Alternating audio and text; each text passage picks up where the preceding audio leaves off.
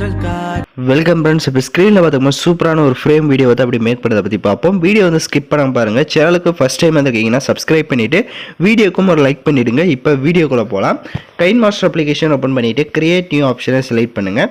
9:16 ratio select பண்ணி create ஆப்ஷனை click பண்ணுங்கள். ஃபஸ்ட்டு நீங்கள் எந்த ஃபோட்டோ வச்சு எடிட் பண்ணலான்னு இருக்கீங்களோ எனி ஒன் ஃபோட்டோவை செலக்ட் பண்ணிக்கோங்க.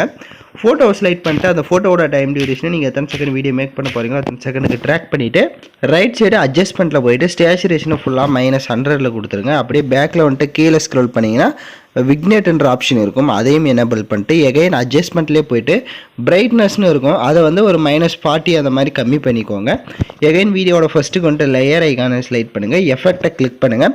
அதில் பேசிக் எஃபெக்ட்னு இருக்கும், அதை கிளிக் பண்ணிவிட்டு அதில் ஃபஸ்ட்டு பிளரை செலக்ட் பண்ணிவிட்டு ஸ்க்ரீன் ஃபுல்லாக அந்த பிளரை வந்து செட் பண்ணிவிட்டு அந்த பிளருடைய டைம் டியூரேஷனை எண்டிங் வரையும் ட்ராக் பண்ணிக்கோங்க.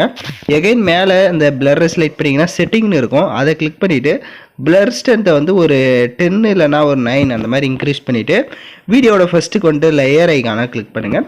ஃப்ரேம் இமேஜ் வந்து கொடுத்துருப்பேன். ஸோ அந்த வீடியோக்கான மெட்டீரியல் எல்லாமே நம்ம டெலிகிராம் குரூப்பில் கொடுத்துருக்கேன். இப்போ ஸ்க்ரீனில் ஷோ ஆகிற மாதிரி டெலிகிராம் குரூப்பில் சர்ச் பண்ணிங்கன்னா மெட்டீரியல் எல்லாம் வரும், நீங்கள் யூஸ் பண்ணிக்கலாம்.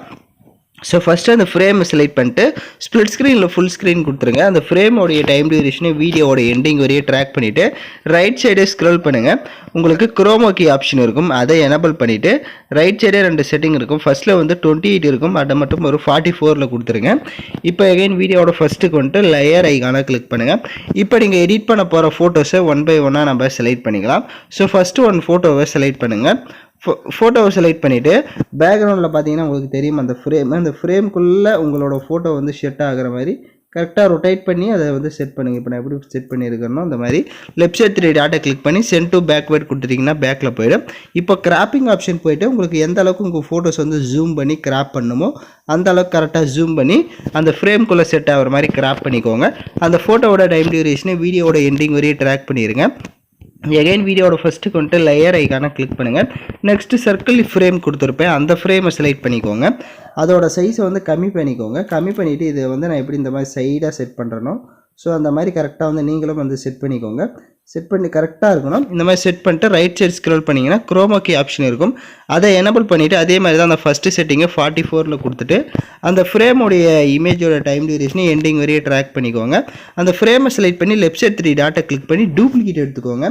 டூப்ளிகேட் எடுத்த ஃப்ரேமை இந்த மாதிரி மேலே நான் எப்படி இந்த இடத்துல செட் பண்ணுறனோ கரெக்டாக அதையும் வந்து செட் பண்ணிவிட்டு எகைன் வீடியோட ஃபஸ்ட்டுக்கு வந்துட்டு லேயர் ஐக்கான கிளிக் பண்ணுங்கள். இப்போ ஃபோட்டோஸ் வந்து நெக்ஸ்ட்டு ஃபோட்டோஸை செலக்ட் பண்ணிக்கலாம். எகைன் ஒன் ஃபோட்டோவை செலக்ட் பண்ணுங்கள். கிராப்பிங் ஆப்ஷனில் போய்ட்டு மாஸ்க் எனேபிள் பண்ணிவிட்டு ஷேப்பை கிளிக் பண்ணிட்டு அதில் சர்க்கிள் ஷேப்பை கொடுத்துருங்க. ஷேப்பை விட்டு பேக்கில் வந்துட்டு கரெக்டாக உங்களோட ஃபோட்டோ வந்து சர்க்கிள் ஷேப்புக்கு இந்த மாதிரி கிராப் பண்ணிவிட்டு அந்த இமேஜை வந்து சைஸை கம்மி பண்ணிக்கோங்க. கம்மி பண்ணிவிட்டு அந்த ஃப்ரேம் பேக்ரவுண்டில் பார்த்தீங்கன்னா வந்து நம்ம சர்க்கிள் ஃப்ரேம் ஆட் பண்ணியிருந்திருப்போம், அந்த ஃப்ரேம்குள்ளே உங்களோட ஃபோட்டோ ஆட் ஆகிற மாதிரி கரெக்டாக வந்து நீங்கள் வந்து அதை செட் பண்ணுங்கள். ஸோ இப்போ நான் எப்படி செட் பண்ணியிருக்கேனோ கரெக்டாக அந்த மாதிரி செட் பண்ணிவிட்டு லெஃப்ட் சைட் 3 டாட்டை கிளிக் பண்ணி சென்ட் டு பேக்வேர்ட் கொடுத்துட்டிங்கன்னா அதுவும் பேக்கில் போய்டும்.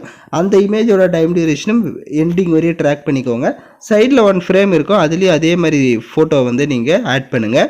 ஸோ இப்போ நான் பார்த்திங்க அப்படின்னா எகைன் வந்து 1 ஃபோட்டோ வந்து ஆட் பண்ணிவிட்டேன். இப்போ கரெக்டாக 3 ஃப்ரேம்லேயுமே ஃபோட்டோ ஆட் பண்ணிவிட்டு அந்த ஃபோட்டோஸோட டைம் டியூரேஷன்லாம் எண்டிங் வரையும் ட்ராக் பண்ணியிருக்கீங்களான்றதை செக் பண்ணிக்கோங்க. இப்போ வீடியோட ஃபஸ்ட்டுக்கு வந்துட்டு லேயர் ஐக்கானை செலக்ட் பண்ணி டெக்ஸ்ட் ஆப்ஷனை கிளிக் பண்ணுங்கள். ஏதோ ஒரு எமோஜஸை வந்து நீங்கள் ஆட் பண்ணிக்கோங்க, உங்களுக்கு பிடிச்ச எமோஜஸை கூட நீங்கள் ஆட் பண்ணிக்கலாம். ஸோ ஆட் பண்ணிட்டு டிக் ஐக்கானை கொடுத்துருங்க. இப்போ அதை வந்து லைட்டாக அந்த ஃப்ரேம் இருக்கிற மாதிரி ரொட்டேட் பண்ணிக்கோங்க. ரொட்டேட் பண்ணிவிட்டு மேலே இந்த மாதிரி செட் பண்ணுங்கள். இப்போ நான் எப்படி செட் பண்ணியிருக்கேன்றதை பார்த்தீங்கன்னா தெரியும். இந்த மாதிரி செட் பண்ணிவிட்டு அதோடைய டைம் டியூரேஷனை எண்டிங் வரையும் ட்ராக் பண்ணிடுங்க. எகைன் வீடியோட ஃபஸ்ட்டுக்கு வந்துட்டு லேயர் ஐக்கான கிளிக் பண்ணுங்கள். உங்களுக்கு லிரிக்கல் வீடியோவும் கொடுத்துருப்பேன், ஸோ அந்த வீடியோவும் செலக்ட் பண்ணிக்கோங்க. இல்லை வேறு சாங்ஸ் ஓனாக நீங்கள் ஆட் பண்ணுறதா இருந்தாலே ஆட் பண்ணிக்கலாம். இப்போ பிளண்டிங் ஆப்ஷனில் போய்ட்டு ஸ்க்ரீன் ஆப்ஷனை கொடுத்துட்டு லைட்டாக மூவ் பண்ணிங்கன்னா லிரிக்ஸ் ஷோ ஆகும். இந்த லிரிக்ஸுமே கரெக்டாக அந்த ஃப்ரேம் மாதிரி ரொட்டேட் பண்ணிவிட்டு அந்த லிரிக்ஸை கொஞ்சம் ஜூம் பண்ணிக்கோங்க. அப்போ தான் நம்ம வந்து கீழே கரெக்டாக வந்து அந்த லிரிக்ஸையும் செட் பண்ண முடியும்.